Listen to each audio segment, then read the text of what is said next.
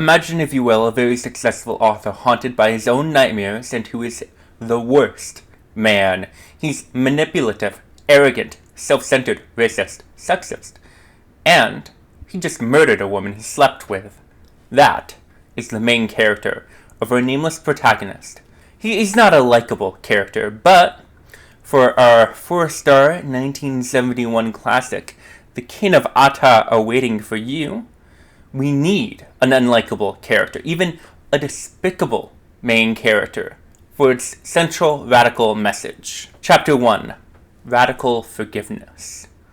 Hello, comrades. What would it take for you to forgive someone like this?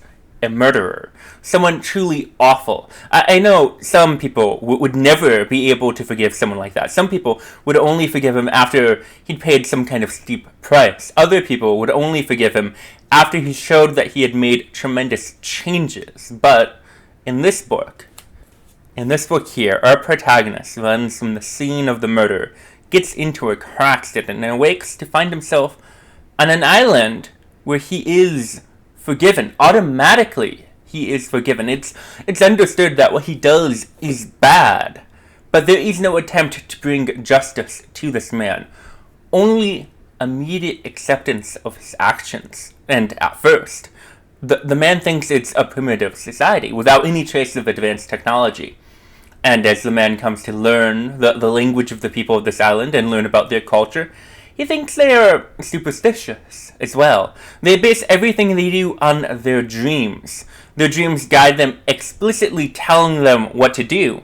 But also they attempt good actions in their waking life because they understand good actions to lead to good dreams and bad actions to lead to bad dreams.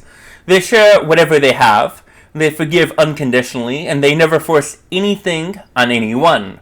They try to eat in moderation because eating too little causes bad dreams, and eating too much causes bad dreams as well. They all work the right amount, from each according to their ability, and they allocate their resources among everyone, to each according to their need, so that they all may dream well. The man, of course, almost immediately takes advantage of their kindness. He takes food greedily and does not work. He openly mocks their dreams, even when it's revealed to him that they see things from the outside world in their dreams, things they would have no way of knowing about.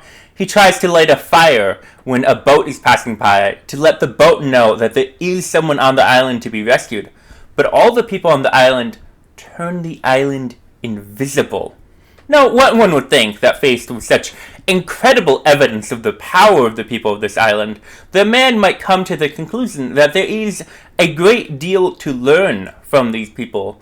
But the man is not ready. He gets angry. He hits one of the elders, killing him, and the man runs off. But, desperate for food, he comes back. It's an island. There's nowhere else to go. The villagers forgive him immediately. The people realize that they are better off without him, because he doesn't want to be there. They don't want that either. And so they tell him that in the spring, at the end of the winter fast, they can send him back to the familiar world whence he came. He agrees to wait until then, not really having much of an alternative. The man slowly integrates into the island society, but he's still evil, and he's still haunted by nightmares. The man, seeing that the younger inhabitants of the island have sex freely, decides he wants to have sex as well, but with one of the women who's a little older than him. But she is not willing. Ultimately, he rapes her. There is no repercussion for his actions. The man feels guilty, it seems. He seems to understand that what he did was wrong, and he apologizes.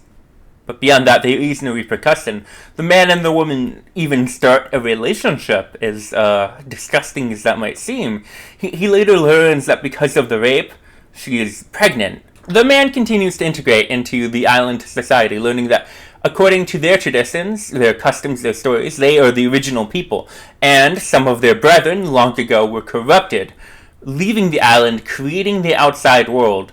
But they, the islanders, cling to the hope that the rest of the world will slowly integrate back into the island and be happy, and have good dreams. In the winter, they fast, there's nothing to eat, and they enter a meditative state of waking dream to be able to survive such a fast. But unable to do so, the man is bored, cold, hungry, and on the edge of death throughout winter. When the end of winter comes, when he is just about to die, he does manage to enter a dream state, this kind of meditative state, and he goes into his dream and he faces his shadow self in his nightmare, and he finally conquers his nightmare, the worst within his soul. And this is our protagonist's watershed moment. Afterwards, he's not necessarily a perfect or wise person, but he is no longer evil and selfish. Before they break their fast, they ask if anyone has been called to return. This is the opportunity to return to the familiar world, or to stay on the island, and he chooses to stay. The man ultimately lives out many years on the island, becoming an old man, integrating himself into society, working, becoming a member of the community. And when one spring comes, they fast, and they break their fast, and they do as they do every year. They ask if anyone has been called to return to that world, that exterior world. And the man feels that he has been called out to go back to the outside world. The man wakes up in the hospital to find that only a few weeks have passed. The man decides to tell the truth about everything, and he serves his sentence in jail. Chapter 2, No Justice. This book seems to portray a wild and almost incomprehensible form of justice. While the man does ultimately suffer for one of his more severe crimes, it's more of a side effect of his change in character.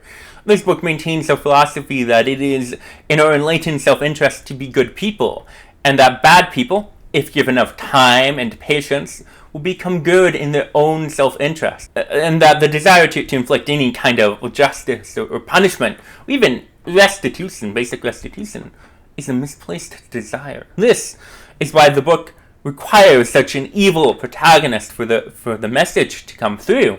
Because if it were someone who was only mildly bad, someone with just a few life lessons to learn, the radical message would be lost. It is not that this is the best way to treat most people. Most people who are basically good deep down inside, but maybe they made some minor mistakes. But this is how we should treat the most violent people. Not only for our own spiritual well-being, but their own. Now, quite frankly, I found this book to be hard to read because of how awful the protagonist is, but it is indeed necessary for the core thesis of this book to work. But this is not just a medical message in terms of how we should treat others, but I think it's also a deeply radical message about what is wrong with society. This book doesn't argue that people should be simply kinder, or they should redistribute wealth, or even revolutionize our economic system and change how the means of production are owned. It's not a text that explores colonialism or sexism or any fear one may have of their fellow human. It does not show how we can move forward. It is a book that presents our society as completely broken. If not for the fantastic elements of the power of dreams within this book, it would be easy for me to simply dismiss it. Dismiss this book as a fetishization of pre-industrial cultures, but the power of dreams within this book and the distance between the people within it, the people on the island, and any other actual real culture suggests that the problem presented by this book is even deeper. And the proposed solution to follow our dreams is obviously and even knowingly incomprehensible. It is inactionable. Chapter 3. Is it even possible to interpret this book? On the island, the act of telling of the dreams is very important, but there is no writing of the dreams or of the traditions or the stories. In fact, many of the dreams and stories they tell have different and even contradictory versions.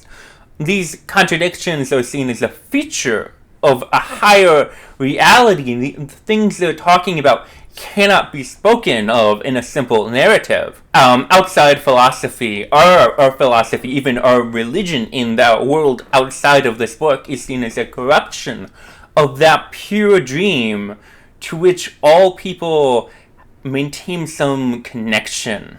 Stories, like the one we are reading, if taken as a non-fiction account, even if you take this book literally as 100% word for word, are only easily misinterpreted metaphor of a true dream. And the main character, who is the author of the story, within the framework of the story itself, is aware of this. He's aware that what he is writing, even though it is 100% literally his true experience within the context of the story, is incomplete. It is insufficient. There's a certain exercise in futility in this book. We are not to understand this book literally, and perhaps not even metaphorically. I have no idea what the true dream of the people on the island is, but I do not have reason to suspect it has anything to do with the dreams I have at night. But the idea of this book, that even the worst among us, those who commit the worst and most violent crimes, have access to this dream, and they can become better through these dreams, means there is something we all have. We all have a connection to this dream. Something that, what we could call a dream, even if a poor metaphor, something I don't think is a dream, something deep inside that tells us how we should be, the way we should treat our fellow human and the world. This book, as far as I can tell, is meant to create an itch that something, how we are living, is not in line with what we really should be doing, how we know we should be doing, how we should be treating others. I don't think this book was meant to be incomprehensible, but I don't think it was meant to be easy to read either.